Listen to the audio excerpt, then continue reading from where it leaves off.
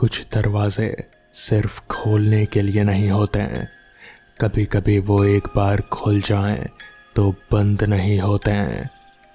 चारों तरफ गहरा सन्नाटा था, जैसे रात ने अपने काले परों से पूरे शहर को ढक लिया हो। बारिश की धीमी धीमी बूंदें पुराने सरकारी अस्पताल की टूटी छत से टपक रहे थे, मानो समय खुद यहाँ मर चुका हो। ये था सिविल हॉस्पिटल वार्ड नंबर 3, जहाँ कोई इलाज कराने नहीं, बस अंतिम विदाई के लिए आता था। और इस अस्पताल के सबसे पिछले हिस्से में था पोस्टमार्टम रूम नंबर 13। ये कमरा पिछले 10 सालों से बंद था, क्योंकि कहा जाता था कि यहाँ जो लाश लाए जाते हैं वो कभी कभी खुद से हिलने लगते हैं। निशा, एक इंटर्न डॉक्टर, अपने पहले नाइट शिफ्ट के लिए आई थी। उसे निर्देश मिला था कि उसे आज रात एक अज्ञात शव का पोस्टमार्टम करना है, अकेले, क्योंकि बाकी सभी कर्मचारी अचानक बीमार हो गए थे या फिर छुट्टी पर थे। निशा ने जैसे ही पोस्टमार्टम रूम नंबर 13 का दरवाज़ा खोला, एक सड़ी हुई लाश की दुर्गंध उसके नथुनों में घुस गई। लेकिन उससे ज़्यादा अजीब था वहाँ का माहौल, जैसे कमरे की दीवारें खुद दर्द से करहा रही हो। कमरे की ट्यूबलाइट झपक रहे थे और एक पुराना रेडियो अपने आप चालू होकर केवल फुसफुसाहटें कर रहा था। कोई साफ आवाज़ नहीं, बस गूंजती फुसफुसाहटें। शव एक अज्ञात महिला का था, जिसका चेहरा बुरी तरह से बिगड़ा हुआ था। रिपोर्ट में लिखा था आत्महत्या, लेकिन निशा को जैसे कोई देख रहा हो, कोई उसकी हरकत को पकड़ रहा हो। जैसे ही उसने पहली कट लगाई, शव की आंखें अचानक खुल गईं। निशा चीख कर पीछे हटी, लेकिन अगले ही पल सब कुछ नॉर्मल हो गया। शव वैसे ही पड़ा था। डर को दबाकर वो काम करने लगी, लेकिन तभी बिजली चली गई।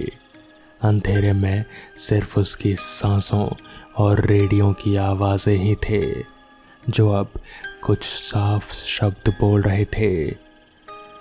तू भी मरेगी, वैसे ही जैसे मैं मरी थी। निशा को जल्द ही एहसास हुआ कि ये कोई आम लाश नहीं। उसने पुरानी रिपोर्ट्स खंगालनी शुरू की और पाया कि पिछले 10 सालों में जिनका पोस्टमार्टम रूम नंबर 13 में हुआ था, उसमें से 4 डॉक्टर गायब हो चुके थे, बिना कोई सुराग छोड़े। उसने मृत महिला की उंगलियों पर ध्यान दिया। नाखूनों में खून और चमड़ी के टुकड़े थे, जैसे मरने से पहले उसने किसी से जोरदार लड़ाई की हो। लेकिन केस आत्महत्या कैसे घोषित हुआ? अचानक कमरे का दरवाज़ा अपने आप बंद हो गया और लॉक हो गया। निशा की आंखों के सामने एक दृश्य तैरने लगा, जैसे कोई छवि सीधे उसके दिमाग में उतर रही हो। उसने देखा एक औरत को ज़बरदस्ती घसीटकर इस रूम में लाया गया, जिंदा। उसे जिंदा काटा गया था पोस्टमार्टम टेबल पर। हत्यारे कोई और नहीं, खुद अस्पताल के सीनियर डॉक्टर थे। रूम नंबर 13 एक प्रयोगशाला बन चुका था, जहां अंगों की तस्करी के लिए जिंदा लोगों को मारा जाता था। और अब उन पीड़ितों की आत्माएं इस कमरे में बंद थे। जब अगली सुबह स्टाफ आया तो रूम नंबर 13 फिर से बंद मिला। बाहर से दरवाजे पर लिखा था, निशा अभी पोस्टमार्टम कर रही है, डिस्टर्ब ना करें। लेकिन जब दरवाज़ा तोड़ा गया अंदर कोई नहीं था सिवाय उस औरत की लाश के, जिसकी आंखें अब मुस्कुरा रही थी। और टेबल पर दूसरी लाश पड़ी थी, निशा की। फाइल में दर्ज किया गया आत्महत्या। रात होते ही पोस्टमार्टम रूम नंबर 13 में फिर से वो रेडियो बजने लगता है और फुसफुसाहट सुनाई देती है। अगली बारी किसकी है? कहते हैं वहां अब जो भी जाता है वो या तो लाश बनकर लौटता है या आत्मा बनकर वहीं रह जाता है। सच का कोई चेहरा नहीं होता, लेकिन झूठ की लाशें हमेशा गिनती से ज्यादा होती हैं। 3 महीने बाद अस्पताल में एक नया डॉक्टर आया, doctor Rohit Malik, criminal forensic में माहिर, जिसे निशा की मौत का असली वजह जानने की जिम्मेदारी दी गई थी। उसने खुद पोस्टमार्टम रूम नंबर 13 की जांच करने की जिद की। वरिष्ठ अधिकारी ने उसे चेतावनी दी, ये कमरा नापाक है, जो वहां गया वापस नहीं आया।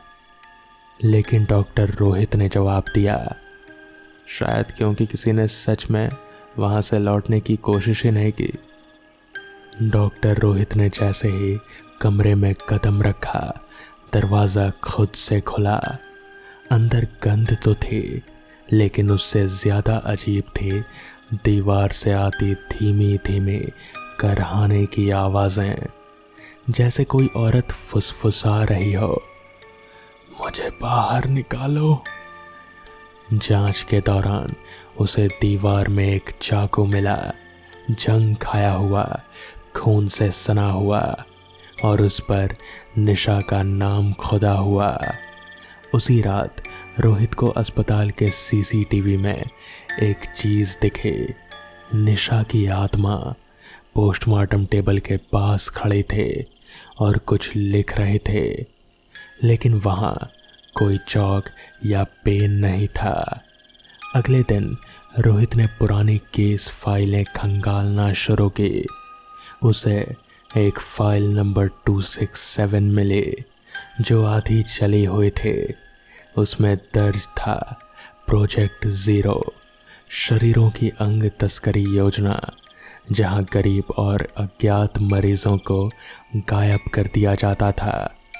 और सबसे चौंकाने वाली बात, इस फाइल पर सिग्नेचर्स थे डॉक्टर महेश त्रिपाठी के, जो आज भी अस्पताल का डीन था। सच सामने, लेकिन बहुत देर से। रोहित ने तय किया कि वो इस मामले को मीडिया तक पहुंचाएगा। उसी रात वो फिर से पोस्टमार्टम रूम में गया, सबूत इकट्ठा करने के लिए। लेकिन जैसे ही उसने रिकॉर्डिंग चालू की, दरवाज़ा लॉक हो गया। रेडियो फिर से बजने लगा और इस बार आवाज़ साफ थी, तू भी उसी राह पर है, अब तेरा पोस्टमार्टम कौन करेगा? कुछ सेकंड में दीवारों से खून टपकने लगा, लाशें खुद से हिलने लगीं और टेबल पर निशा की लाश आंखें खोल कर उठ गई। लेकिन ये सिर्फ उसकी आत्मा नहीं थे, वो किसी और के शरीर में प्रवेश कर चुके थे। उसने कहा, अब मेरी बारी है सच को उजागर करने की, तेरी नहीं। और अगली सुबह डॉक्टर रोहित लापता पाया गया। पोस्टमार्टम रूम नंबर 13 में अब 2 लाशें थे, एक नई एक पुरानी। और रेडियो पर बजता रहा एक ही वाक्य, सच जिंदा नहीं बचता, लेकिन वो मरने भी नहीं देता। सरकारी रिपोर्ट में फिर से लिखा गया, मौत आत्महत्या। पर हर रात 2:13 पर पोस्टमार्टम रूम नंबर 13 में रेडियो अपने आप बजता है। लोग कहते हैं वहाँ अब सिर्फ लाशें नहीं मिलती, बल्कि सच की करहा भी सुनाई देती है। और जो भी उस आवाज़ को सुन लेता है, वो या तो मर जाता है या उस कमरे का हिस्सा बन जाता है। तो दोस्तों, ये थी आज की पहली कहानी। तो चलिए बढ़ते हैं आज की दूसरी कहानी की ओर। कभी कभी ट्रेनें मंजिल तक नहीं ले जाती, बल्कि तुम्हें वहीं छोड़ देती है जहां से डर की कोई वापसी नहीं होती। शहर में एक स्टेशन ऐसा था जहां कोई नहीं जाता, और अगर कोई गया तो लौटा नहीं। नरका जंक्शन एक ऐसा ही वीरान स्टेशन था, एक ऐसा ठिकाना जो रेलवे के नक्शों पर नहीं था, लेकिन कभी कभी वहाँ ट्रेनें रुकती थीं, सिर्फ उन लोगों के लिए जिन्हें छलावे ने बुलाया हो। 3 दोस्त नैना, कबीर और अद्वैत एक डॉक्यूमेंट्री बना रहे थे भूतिया जगहों की सच्चाई पर। इंटरनेट पर उन्हें एक पुरानी खबर मिली, नरका जंक्शन, जहां रात को ट्रेन रुकी तो कोई लौट कर नहीं आया। रेलवे विभाग ने इसे ट्रैक की गलती कहकर भुला दिया था, लेकिन कबीर को इसमें कुछ छुपा लगा। गलती नहीं, गलती कोई नहीं भुलाता। उन तीनों ने रात की आखिरी लोकल ट्रेन पकड़ी। ट्रेन सुनसान इलाकों से गुजर रहे थे। अचानक बिना किसी स्टेशन के बीच में रुक गए। कंडक्टर कहीं नहीं था, लाइटें टिमटिमा रहे थे। बाहर उतरने पर एक पुराना जंग लगा बोर्ड दिखा, नरका जंक्शन। कोई आवाज़ नहीं, कोई हरकत नहीं, सिर्फ दूर से आती एक आवाज़, उतरो। स्टेशन छोटा था, लेकिन प्लेटफॉर्म खत्म ही नहीं होता था। वो जितना चलते हैं उतना ही स्टेशन खिंचता जाता। नैना को अचानक एक ट्रेन दिखाई दी। वो ट्रेन नहीं रुकी, लेकिन खिड़की से एक लड़की झांक रहे थे। बिल्कुल उसके जैसी दिखते थे, लेकिन उसकी आंखें वो पूरी तरह से काली थीं।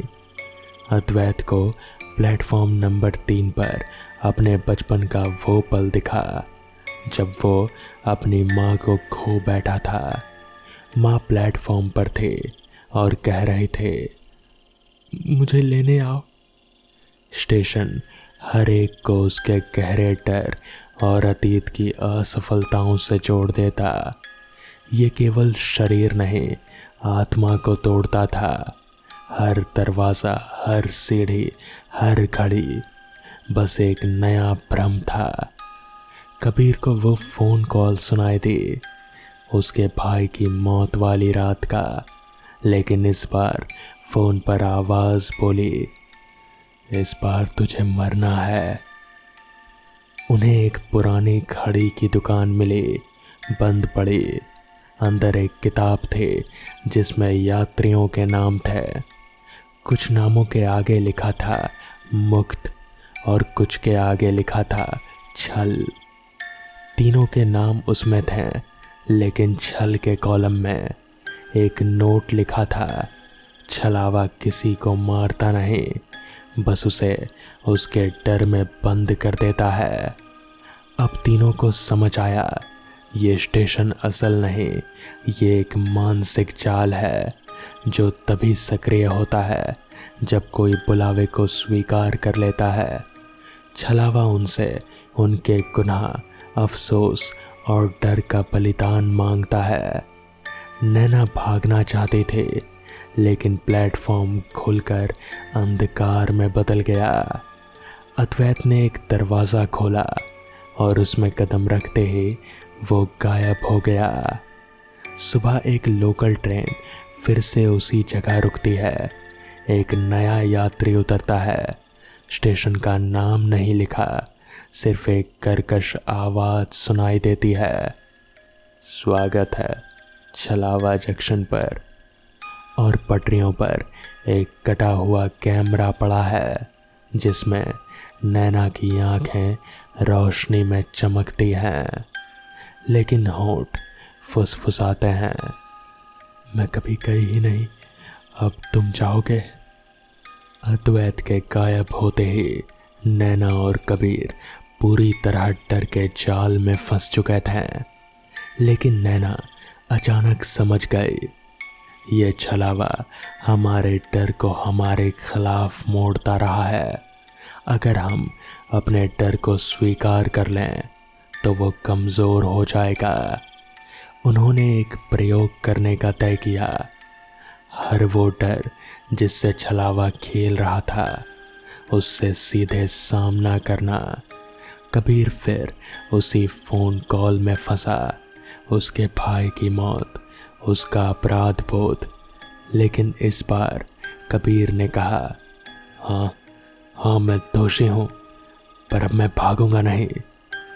जैसे ही उसने स्वीकार किया वो दृश्य टूट गया और एक चमकती हुई रोशनी में वो अपने होश में लौट आया। छलावा की पहली चाल टूट गई थी। नैना फिर से उस ट्रेन को देखती है जिसमें काली आंखों वाली लड़की झांक रहे थे। वो जानते थे ये उसका ही एक मानसिक रूप है, उसका आत्मसंदेह। वो ट्रेन के सामने खड़ी हो जाती है और चिल्लाती है, मैं अपने जैसे डरावनी नहीं हूँ, मैं खुद को स्वीकार करती हूँ। लड़की धीरे धीरे मुस्कुराती है और फिर धुएं में गायब हो जाती है। नैना और कबीर अब स्टेशन के केंद्र में पहुंचे, जहां एक टूटी रेल की बोगी थी। उसमें बैठे थे अद्वैत, लेकिन उसकी आंखें अब भी काली थी। मैं वापस आ गया। उसकी आवाज़ अब इंसान की नहीं, किसी दूसरी दुनिया की लग रहे थे। छलावा ने उसे पूरी तरह निगल लिया था। वो अब छलावे का प्रतिनिधि बन चुका था। स्टेशन अब बदल गया। दीवारों पर चेहरे उभरने लगे। हर चेहरा कोई न कोई यात्री था जो कभी लौट नहीं पाया। छलावा ने चुनौती दी, बचना है तो बताओ, तुम तीनों में सबसे बड़ा गुनाह किसका है? झूठ बोलोगे तो सभी मरोगे। कबीर और नैना एक दूसरे को देखने लगे। कहना मुश्किल था, पर नैना ने कहा, हम सब दोषी हैं, लेकिन दोष तय करने वाला तू कौन होता है? छलावा एक पल को थमा। चारों ओर खूब अंधेरा, फिर अचानक सब कुछ सफ़ेद हो गया। तीनों एक स्टेशन के बेंच पर बैठे हुए होश में आए। दिन निकल आया था, ट्रेनें चल रही थी, लोग आ जा रहे थे। क्या हम वाकई में बच गए? ये सपना तो नहीं है? वो हंसे, एक दूसरे को गले लगाया और उस कैमरे को देखा जो डॉक्यूमेंट्री रिकॉर्ड कर रहा था। कबीर ने कहा, अब हम सच में जी सकते हैं। वो ट्रेन में चढ़ गए, सीट पर बैठ गए, लेकिन तभी ट्रेन की दीवारों पर कुछ अजीब दिखा। सभी यात्रियों के चेहरों पर वही काली आंखें थी और टिकट चेकर वही था, अद्वैत।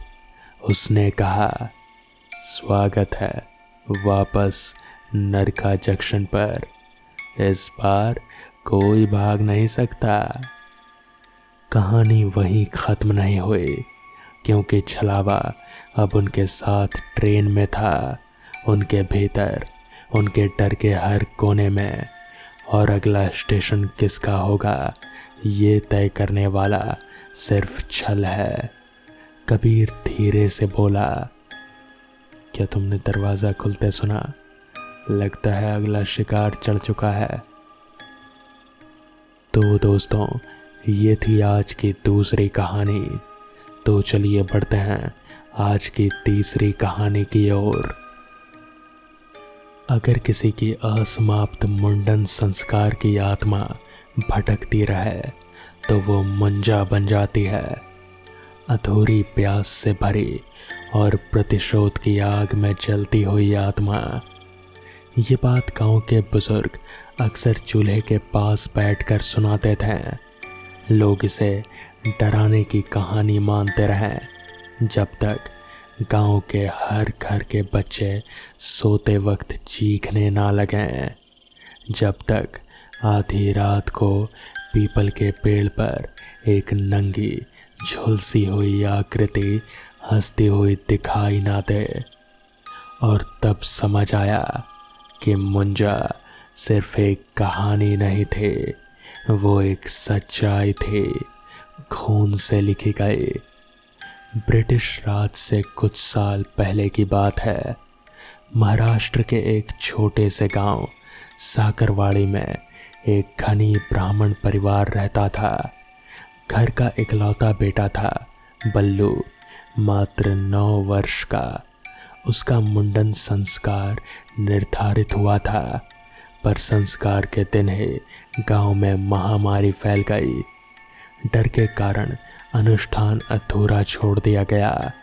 कुछ दिनों बाद बल्लू की मौत हो गई, लेकिन उसकी चिता जलते समय उसकी माँ का विलाप गूंज रहा था। मेरा बेटा अधूरा रह गया, उसका मुंडन नहीं हुआ, वो कभी मुक्त नहीं होगा।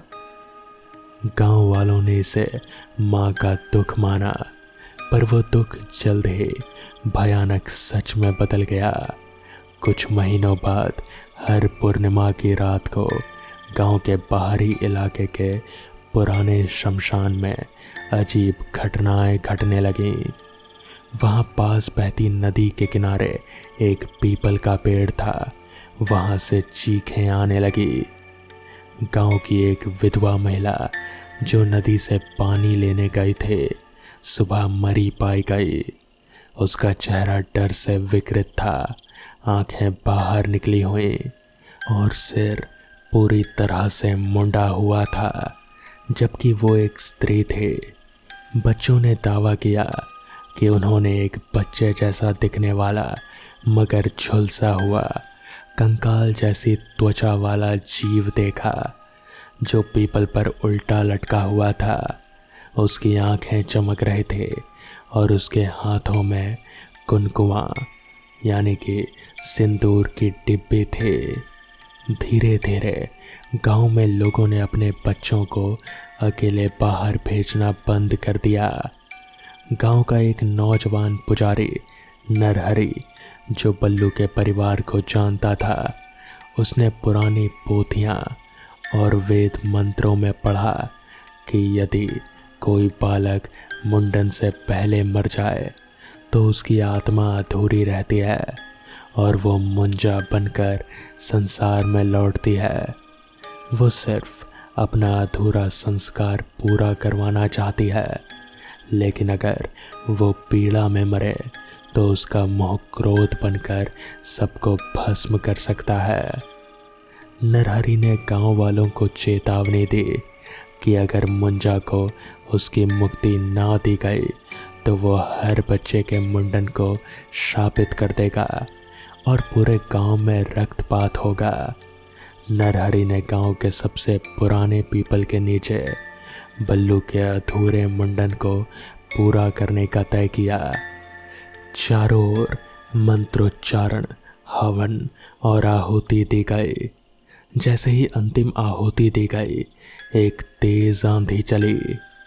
पेड़ से मुंजा कंधों के बल उल्टा झूलता हुआ जमीन पर गिरा। उसकी आंखों से आग निकल रहे थे, बालों का गुच्छा हाथ में था और वो चीख रहा था, मेरे बिना पूछे मेरा मुंडन कौन कर सकता है। उसने नरहरि की ओर दौड़ लगाए।